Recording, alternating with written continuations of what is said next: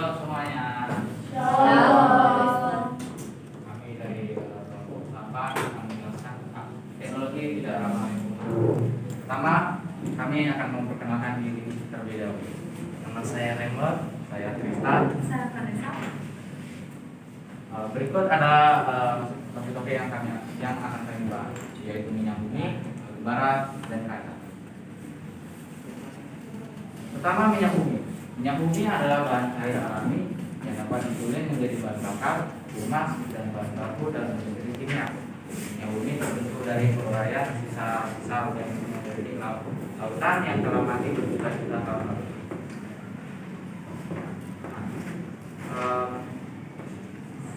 Pada saat terbentuk di bawah tanah, minyak cenderung naik melalui batuan yang memiliki porosity menuju ke permukaan tanah. Pada saat membentuk lapisan atap, batuan yang tidak memiliki pori-pori, minyak bumi tersebut terperangkap dan membentuk cairan minyak bumi.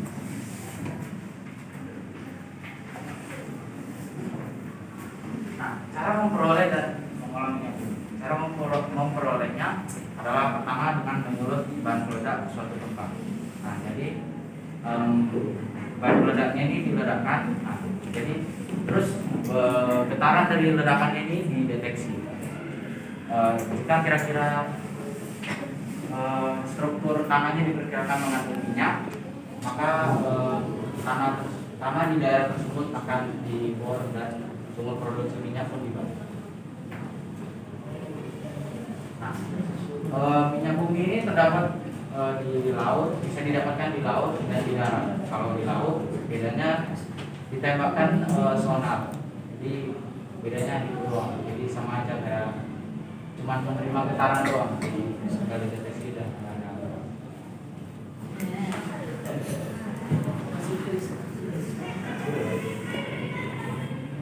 Nah, cara mengolahnya yaitu dengan melakukan penyulingan atau instalasi bertingkat yang bertujuan untuk memisahkan minyak mentah menjadi beberapa campuran produk dengan sisi-sisi yang berbeda. Jadi nanti ada minyak yang dipanasin di suhu kurang dari 20 derajat Celcius, ada yang menjadi LPG, terus ada minyak bumi yang 30 sampai 85 derajat Celcius menjadi bensin dan lain-lain sebagainya. Nah, mengapa minyak bumi dikatakan tidak ramah lingkungan? Nah, yang pertama itu karena proses pencariannya. Minyak bumi ini saat kita sudah mengetahui daerah di mana minyak bumi itu ada, nah pasti itu kan ada berbagai macam tempatnya, ada di hutan, ada di laut. Nah, kalau di hutan pasti hutan-hutannya itu masih ditebang pakai habis. Nah, itu jadi rusak. Kalau di laut, ekosistem di laut itu akan terganggu. Nah, terus yang kedua karena penggunaan.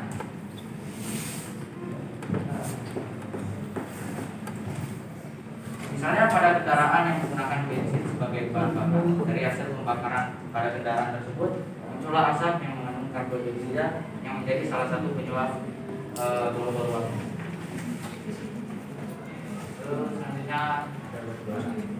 Saya akan menjelaskan mengenai batu bara. Apa sih batu bara itu?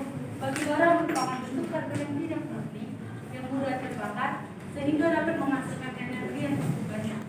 Batu bara merupakan bahan bakar fosil yang berasal dari tumbuhan hutan yang melambung pada zaman prasejarah. Nah, apa sih jenis-jenis batu bara itu? Jenis-jenis batu bara kami mengetahui ada 3 jenis batu bara. Yang pertama adalah antrasit, yang kedua adalah bitumen, yang ketiga adalah lignite. Apa sih perbedaan antara ketiga batu bara tersebut? Yang pertama, antrasit. Antrasit adalah batu bara yang memiliki karbon sebesar 95% dan memiliki warna hitam mengkilap dan tekstur yang padat dan ringan. Yang kedua adalah bitumen. Bitumen merupakan batu bara yang memiliki kandungan karbon yang sebanyak 70%. Yang ketiga adalah lignite. Lignite merupakan batu bara yang memiliki kandungan karbon yang kurang dari 50%. Dia memiliki warna coklat. Pasti ketiga jenis batu bara tersebut memiliki warna yang berbeda karena penggunaan karbon yang cukup berbeda. Jika kita mau memakai karbon yang cukup banyak, maka warna yang dihasilkan pada batu bara akan semakin pekat.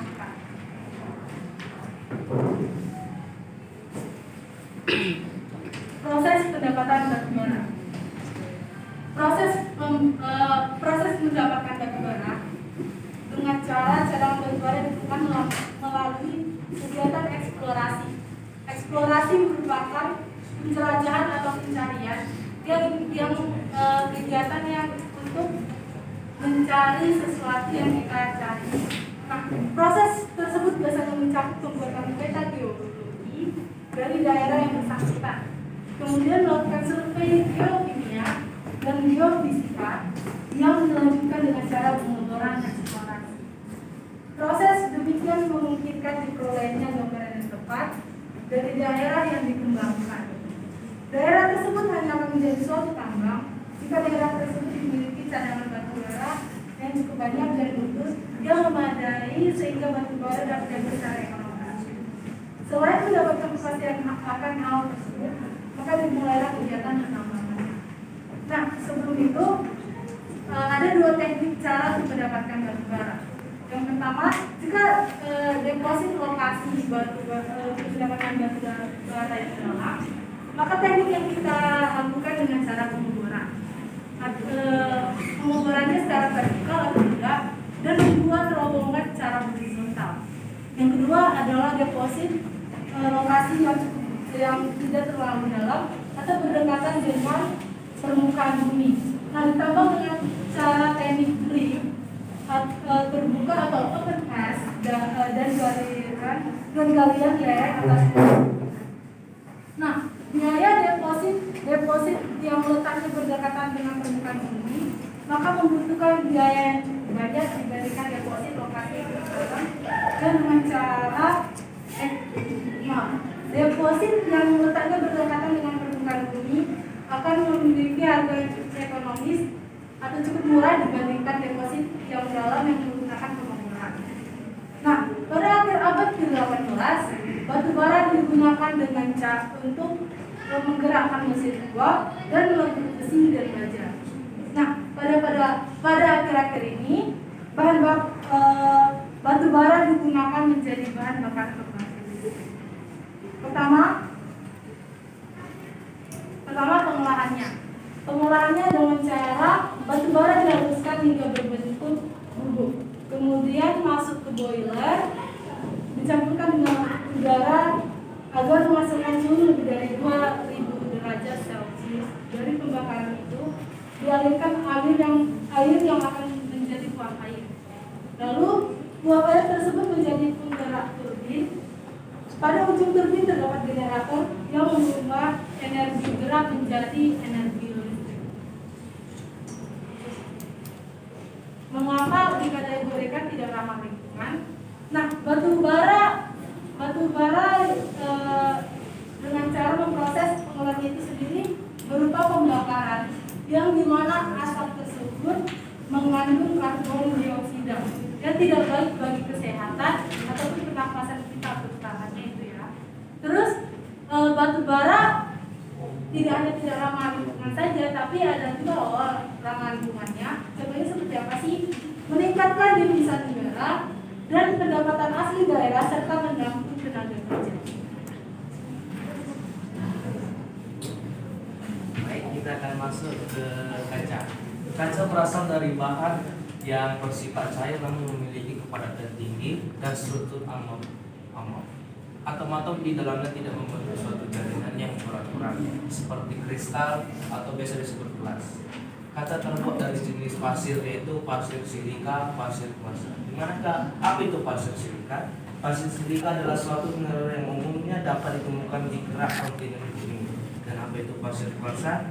Pasir kuarsa adalah hasil dari pelapukan batuan beku, asam seperti batu granit atau batu buku lainnya yang mengandung mineral utama kuarsa. Dan proses pembuatannya adalah pasir dicampur dengan natrium karbonat dan kalsium oksida dan bahan kimia lainnya tergantung kebutuhan. Dan setelah dicampur, adonan pasir dituangkan di wadah tahan panas untuk dipanaskan. Kemudian adonan dilelehkan ditumpuk dengan suhu sekitar 2300 derajat Celcius. Natrium karbonat digunakan untuk mengurangi suhu yang diperlukan hingga 1500 derajat Celcius. Nah, setelah proses pembuatannya inilah hasilnya. Proses telah menjadi cair diambil dan dibentuk dan atau dicetak sesuai dengan bentuk yang diperlukan dan akhirnya didinginkan. Mengapa kaca dikategorikan sebagai teknologi tidak ramah lingkungan? Karena kaca dikatakan tidak ramah lingkungan karena sulit diuraikan oleh tanah dan membutuhkan jutaan tahun agar bisa terurai. Itu disebabkan karena bahan dasar utama dan strukturnya itu kristal silika. Kaca menjadi bahan yang tidak mudah bereaksi dengan bahan lainnya. Itulah sebabnya kaca sering digunakan sebagai wadah bahan kimia. Adakah pertanyaan dari nama saudara dulu? Saudari dulu ya. Perkenalkan, saya Agnes dari kelompok 4. Tadi di bagian kaca itu ada struktur amorf. Jadi struktur amorf itu apa?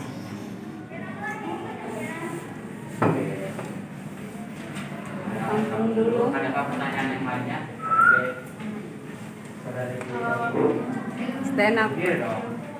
Jadi tadi baru kemarin ke Vanessa, tadi katanya selain ada tidak ramah lingkungan, ada lagi yang ramah lingkungan. Nah, ramah lingkungannya di pos negara. Ngomongin ramah lingkungan apa?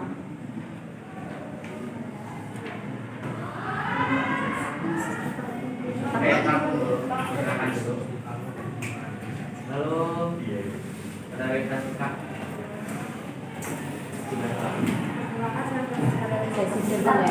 Nah, tadi kan yang Budi itu dibilang menjadi teknologi tidak ramah lingkungan gara-gara maksudnya pencariannya ya. Nah, sedangkan bukan yang akan lebih gampang kan kalau contohnya emang dia di lautan, oke akan berusaha ekosistem seperti yang bisa di laut. Tapi kan kalau dia di daratan bukan yang akan lebih gampang karena kan minyaknya cenderung naik menuju pori-pori permukaan tanah. Kenapa jadinya teknologi disebutkan teknologi tidak ramah lingkungan karena pencarian? Demikian.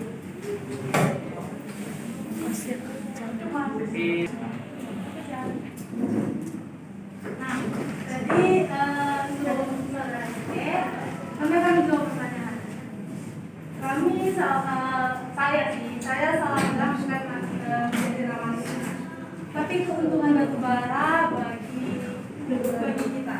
Nah, keuntungannya itu dapat menghasilkan devisa negara dan pendapatan asli daerah serta menanggulangi kemajuan. Jadi intinya bukan sebagai ramah lingkungan. Tadi saya salah menjawab pertanyaan dengan jelas.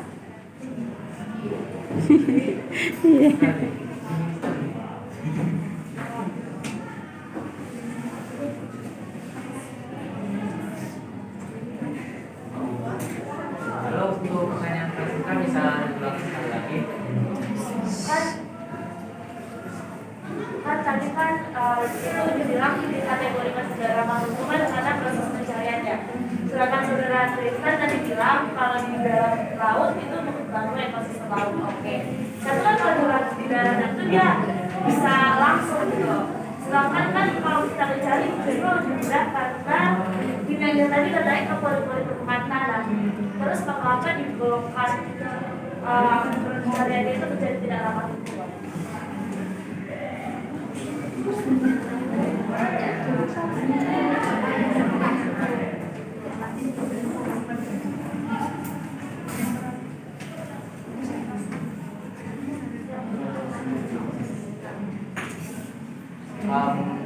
Jadi minyak bumi itu kan dia terjebak kan karena ada lapisan yang tidak menjual oleh. Nah itu harus digali lebih dalam lagi. Nah, tapi bukan di daerah situ aja, bukan di satu titik itu aja di daerahnya, ada di daerah lain.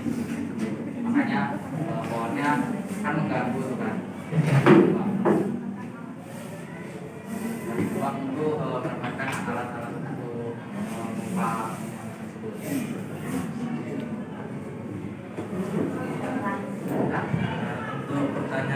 saudari Agnes, sepertinya kami kurang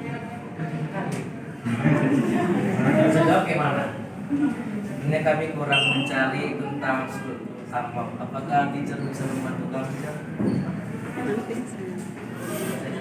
Sebuah. Saudara berdua, silakan. Saya usul dari kelompok studi tanya apakah ada cara penanggulangan atas penggunaan batubara agar tidak menimbulkan korupsi.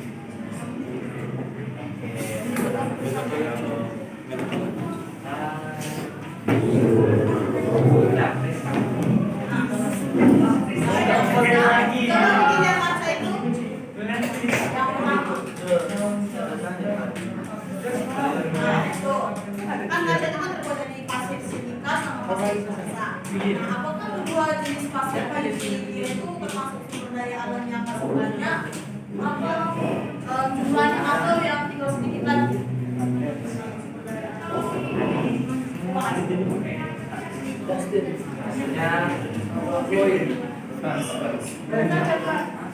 Frans tadi ada mau nanya. Frans mau nanya.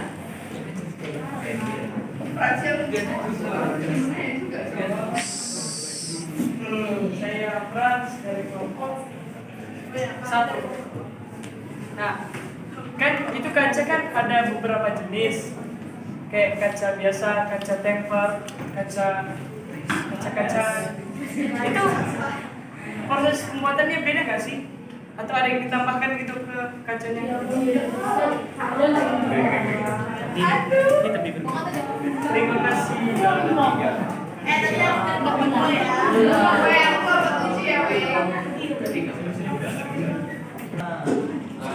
Pertanyaan saudara Frans, kalau ingin membuat seperti jenis kaca lain bisa, tetapi dengan ada penambahan seperti kalau ingin membuat kaca oven dia menggunakan borax. Nah, kalau yang contohnya untuk seperti kaca mobil yang buat itu, dia dibuat seperti laminasi. Cukup jawabannya.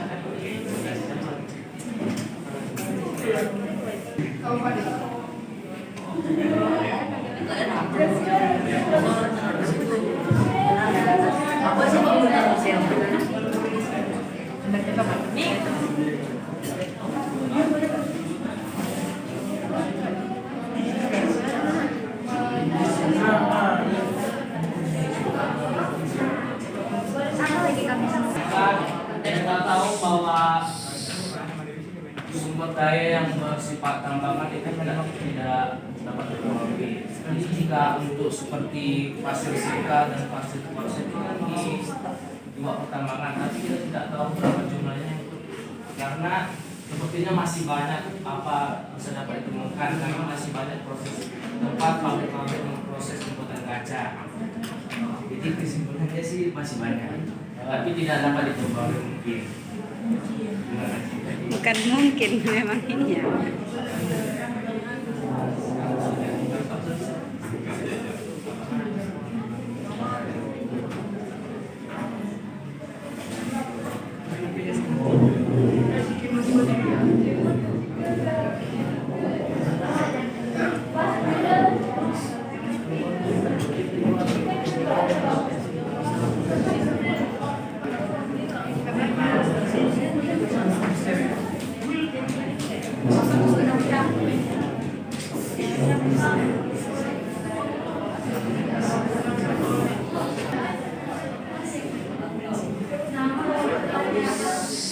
Attention. Dalam menanggulanginya, pada tahun 2012 saat itu digunakan untuk menggerakkan mesin untuk produksi dan nah, pada akhir-akhir ini kita menanggulanginya dengan cara mencari. Jadi pada akhir-akhir ini kita cuma menjadikan batubara sebagai bahan utama.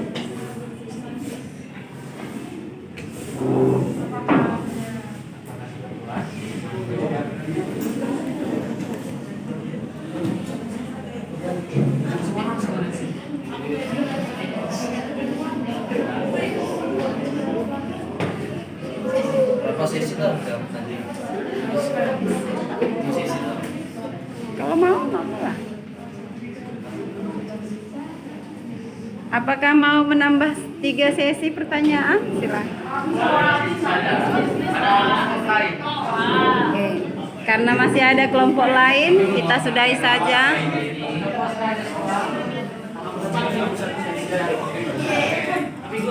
Tutup. Oke, seperti ini presentasi yang kami presentasikan pada hari ini. Terima kasih sudah mendengarkan dengan baik. Walaupun ada, mohon maaf jika ada kesalahan kata yang kami bawakan. Kiranya dimaafkan. Terima kasih. Oke, thank you.